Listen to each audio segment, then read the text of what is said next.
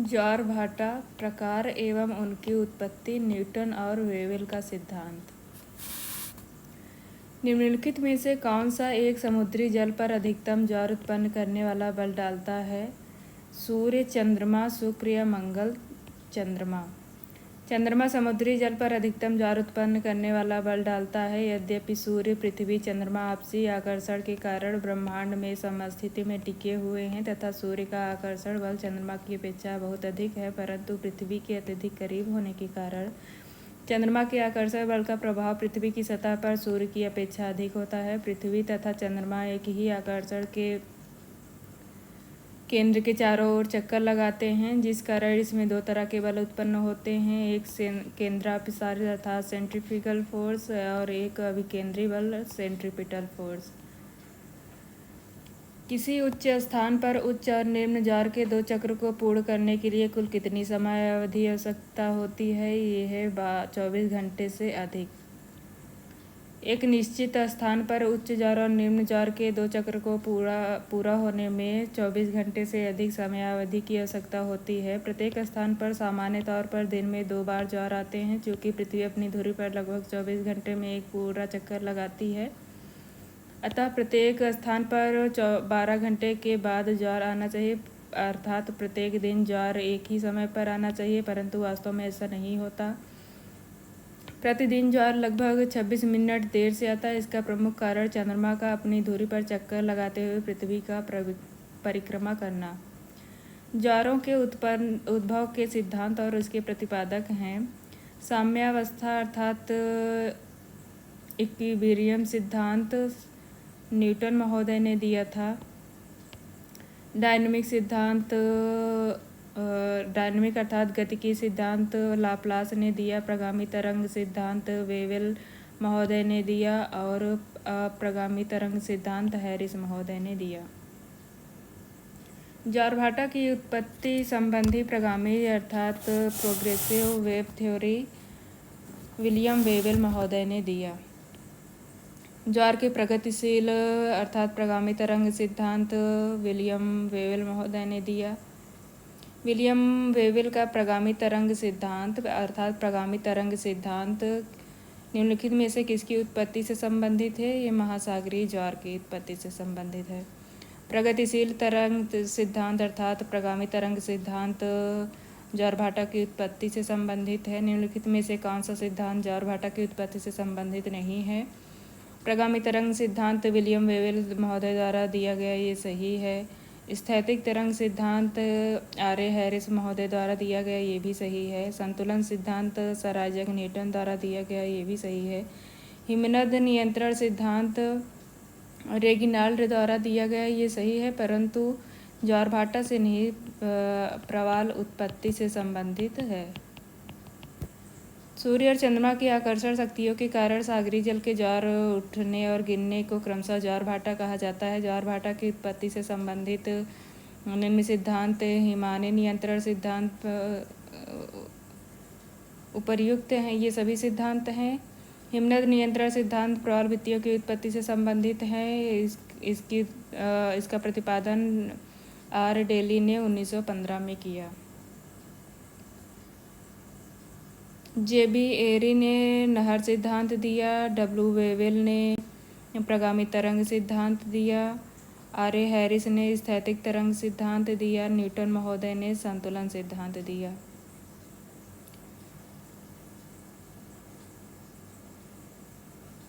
चंद्रमा किस प्रावस्था में लघु ज्वार आता है? प्रथम और तृतीय चतुर्थांश में।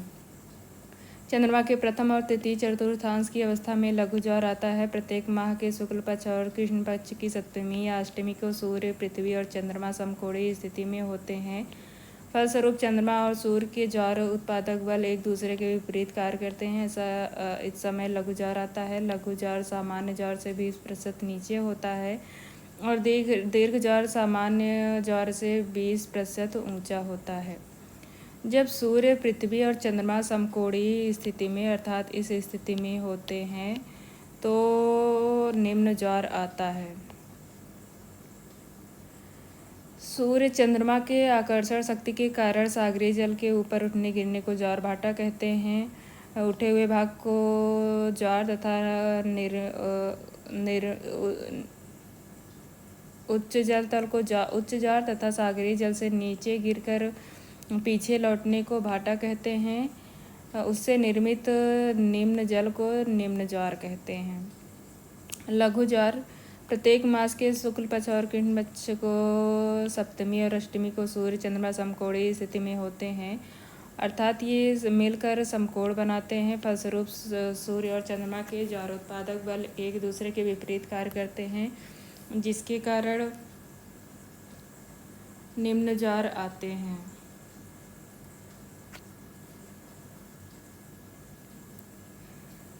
निम्नलिखित में से किसने ज्वार की उत्पत्ति का स्थैतिक तरंग सिद्धांत दिया? आर्य हैरिस महोदय ने।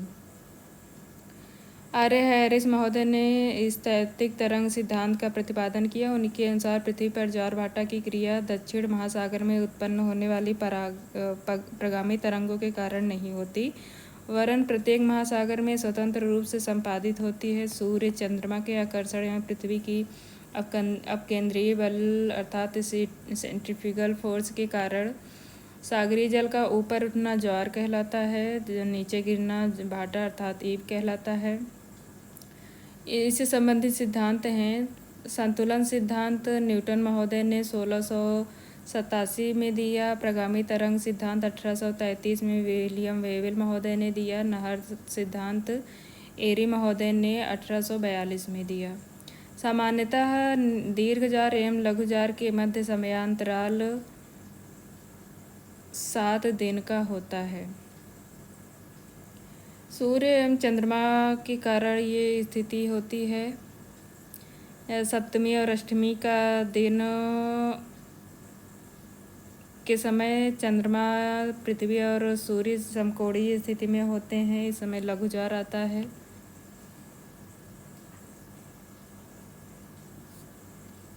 एक ज्वार से दूसरे ज्वार के आने में 24 घंटे 52 मिनट का समय लगता है, जबकि अर्धदैनिक ज्वार 12 घंटे 26 मिनट के अंतराल पर आता है। विश्व में उच्च ज्वार आते हैं फंडी की खाड़ी में, जो कनाडा में स्थित है। विश्व की सबसे ऊंचा ज्वार कनाडा के नोवा स्कोशिया में स्थित फंडी की खाड़ी में आता है। इस ज्वारीय उभार की ऊंचाई 15 से 16 मीटर के बीच होती है, क्योंकि वहां पर 2 उच्च ज्वार और 2 निम्न ज्वार प्रतिदिन आते हैं, अतः एक ज्वार 6 घंटे के भीतर जरूर आता है। महत्वपूर्ण ज्वार भाटा उत्पत्ति सिद्धांत न्यूटन महोदय ने 1687 में। गतिक सिद्धांत 1755 में लाप्लास महोदय द्वारा। प्रगामी तरंग सिद्धांत विलियम वेवेल द्वारा। नहर सिद्धांत एरी द्वारा। स्थैतिक तरंग सिद्धांत आर्य हैरिस महोदय द्वारा दिया गया। ज्वार का समय निम्नलिखित में से पृथ्वी तथा चंद्रमा की कौन सी गतियों के द्वारा निर्धारित होता है? नीचे दिए गए कोड का उत्तर दीजिए। पृथ्वी की घूर्णन गति, पृथ्वी की परिक्रमा गति, घूर्णन गति के कारण ग्रेविटी, पृथ्वी की घूर्णन, चंद्रमा की घूर्णन गति और चंद्रमा की परिक्रमण, इसमें 1 और 4 हैं। घूर्णन नहीं बल्कि चंद्रमा की परिक्रमण गति। सूर्य और चंद्रमा की आकर्षण शक्तियों के कारण सागरीय जल ऊपर उठना गिरना ये होता है। इस प्रकार ज्वार का समय पृथ्वी की घूर्णन गति और चंद्रमा की परिक्रमण गति, पृथ्वी का रोटेशन और चंद्रमा का रिवोल्यूशन।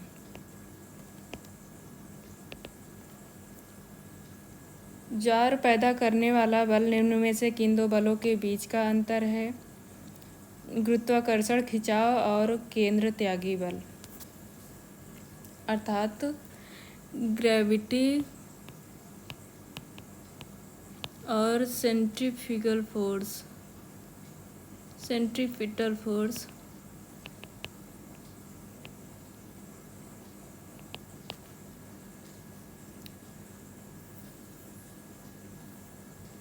किसी स्थान पर ज्वार प्रतिदिन 2 बार उसी समय पर न आकर 26 मिनट की देरी पर आते हैं। पृथ्वी पश्चिम से पूर्व दिशा में चक्कर लगाते हैं। परिणाम स्वरूप ज्वार केंद्र पूरब से पश्चिम की ओर अग्रसर होते हैं। पूर्व से पश्चिम की ओर अग्रसर होते हैं ज्वार। निम्न में से कौन से दो प्रकार के ज्वार की स्थिति सूर्य, चंद्रमा और पृथ्वी की स्थिति पर निर्भर करता है? यह है पूर्ण या दीर्घ ज्वार। स्प्रिंग टाइड अर्थात जब सूर्य, पृथ्वी, चंद्रमा एक सरल रेखा में होते हैं तो इस स्थिति को युति या सिजिकी कहते हैं। इस स्थिति में पूर्ण ज्वार या दीर्घ ज्वार आते हैं। नीप टाइड प्रत्येक मास के शुक्ल पक्ष तथा कृष्ण पक्ष की सप्तमी, अष्टमी को सूर्य, चंद्रमा, पृथ्वी के समकोणीय स्थिति के होने से आते हैं, अर्थात ये मिलकर समकोण बनाते हैं। परिणाम स्वरूप नीप टाइड अर्थात लघु ज्वार आते हैं। कौन से सुमेलित नहीं है? अतलन सिद्धांत डार्विन महोदय ने दिया, सही है। स्थैतिक तरंग सिद्धांत हैरिस महोदय ने दिया, ये भी सही है। हिमनद नियंत्रण सिद्धांत पेंक महोदय नहीं बल्कि हिमनद नियंत्रण सिद्धांत डेली महोदय द्वारा दिया गया, प्रवाल भित्ति से संबंधित है। वायव्य राशि सिद्धांत कांट महोदय द्वारा दिया गया, ये पृथ्वी की उत्पत्ति से संबंधित है। पेंक ने हिमालय नियंत्रण सिद्धांत का प्रतिपादन नहीं किया, उन्होंने भू-आकृति सिद्धांत मॉडल का प्रतिपादन किया है। यदि पृथ्वी की परिक्रमण गति को 2 गुना एवं चंद्रमा की परिभ्रमण गति को घटाकर आधा कर दिया जाए तो किसी स्थान पर दैनिक ज्वार अपने कितने समय बाद आएगा? 24 घंटे 52 मिनट। यदि पृथ्वी की परिक्रमण गति को 2 गुना और चंद्रमा की पृथ्वी की परिक्रमा अर्थात रोटेशन को 2 गुना कर दिया जाए और चंद्रमा के रिवोल्यूशन को घटाकर आधा कर दिया जाए तो किसी स्थान पर दैनिक ज्वार 24 घंटे 52 मिनट के बाद आएगा। विलियम वेवेल के अनुसार गौड़ तरंग दिशा में आगे बढ़ती है उत्तर से दक्षिण, दक्षिण से उत्तर। विलियम वेवेल ने बताया कि ज्वार उत्पत्ति स्थल से पश्चिम में बढ़ने पर महाद्वीपीय अवरोध के कारण तरंगों की उत्पत्ति होती है। गौड़ तरंगे दक्षिण से उत्तर की ओर स्वतंत्र रूप से आगे बढ़ती हैं। ये चंद्रमा से प्रभावित नहीं होती। ये प्रशांत, अटलांटिक और हिंद महासागर में लगातार उत्तर की ओर बढ़ती हुई अंततः उत्तरी ध्रुवीय सागर में पहुंचकर समाप्त हो जाती हैं। लघु ज्वार के समय पृथ्वी की स्थिति होती है समकोणीय।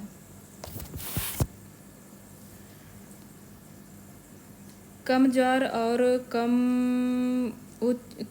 और उच्च ज्वार के बीच लंबाई में लंबवत अंतर ज्वारीय परास कहलाता है।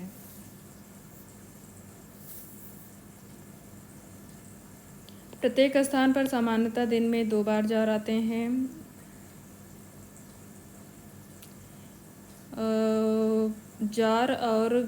ज्वार के बीच 6 घंटे 13 मिनट के बाद भाटा, ज्वार के 6 घंटे 13 मिनट बाद भाटा आते हैं।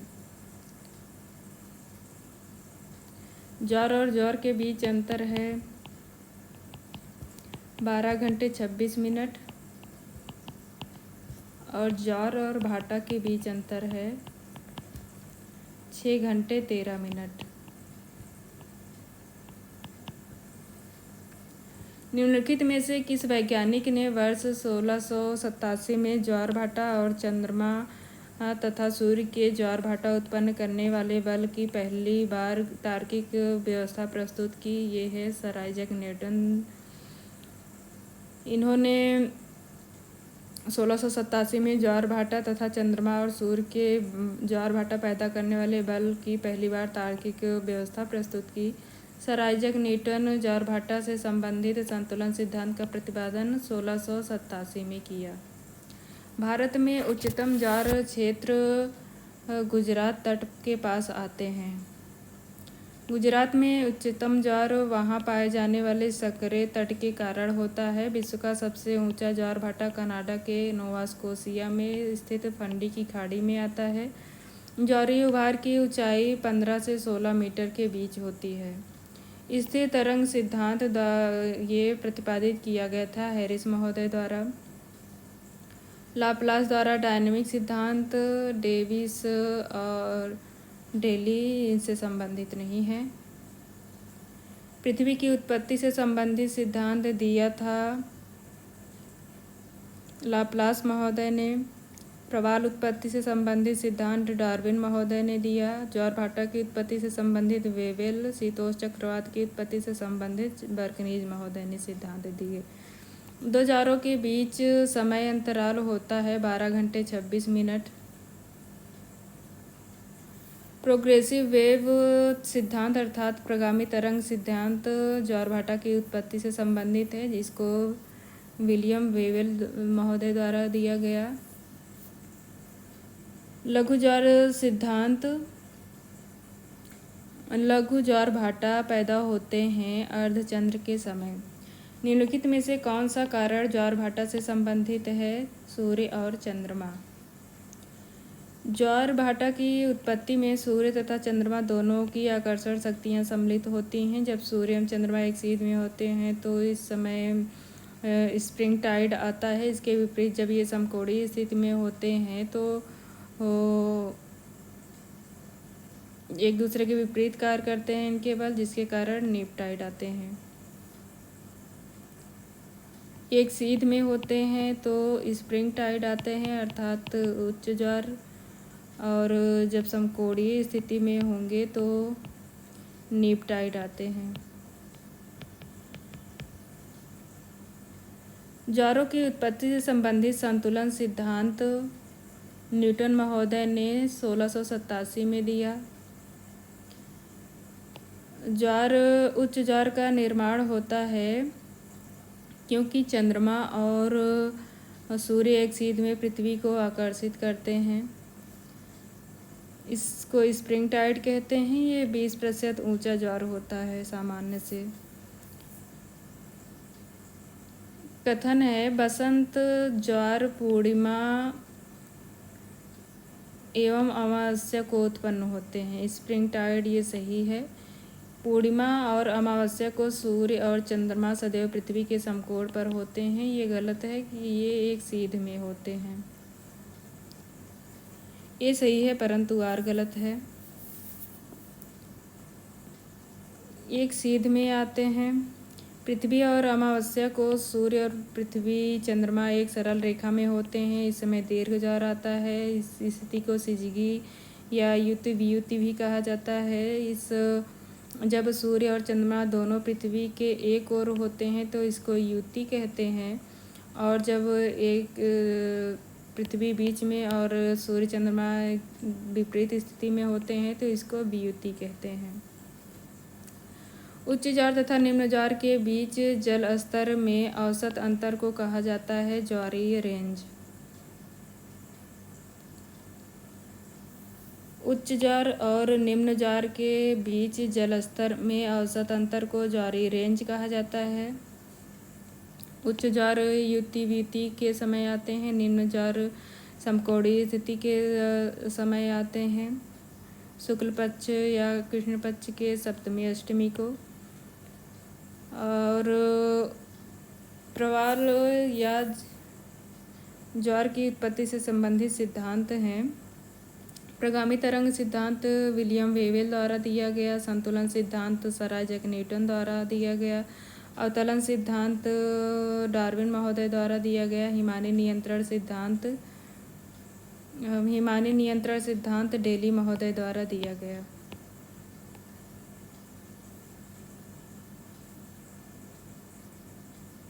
किस स्थान पर दो क्रमिक ज्वारों के मध्य अंतर होता है? 12 घंटे 26 मिनट का।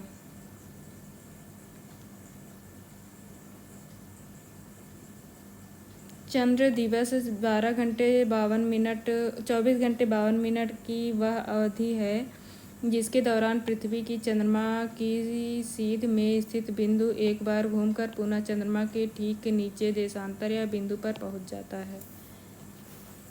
चंद्र दिवस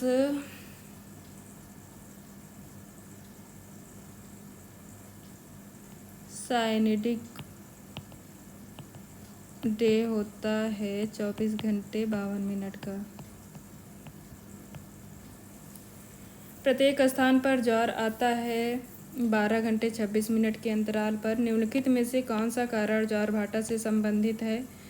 ज्वारभाटा से संबंधित है सूर्य व चंद्रमा की गुरुत्वाकर्षण शक्ति। महासागरीय गतियों में ज्वारभाटा का महत्व सर्वाधिक होता है क्योंकि इससे सागर तल से सागर तली तक का जल प्रवाहित होता है। चंद्रमा एवं सूर्य की आकर्षण शक्तियों के कारण सागरीय जल के ऊपर उठने गिरने को ज्वारभाटा कहते हैं। ज्वारभाटा से उत्पन्न तरंगों को ज्वारीय तरंग कहते हैं। पृथ्वी पर आने वाले ज्वार का अधिकतम प्रतिशत सूर्य की तुलना में चंद्रमा उत्पन्न करता है। ये सही है। चंद्रमा की तुलना में सूर्य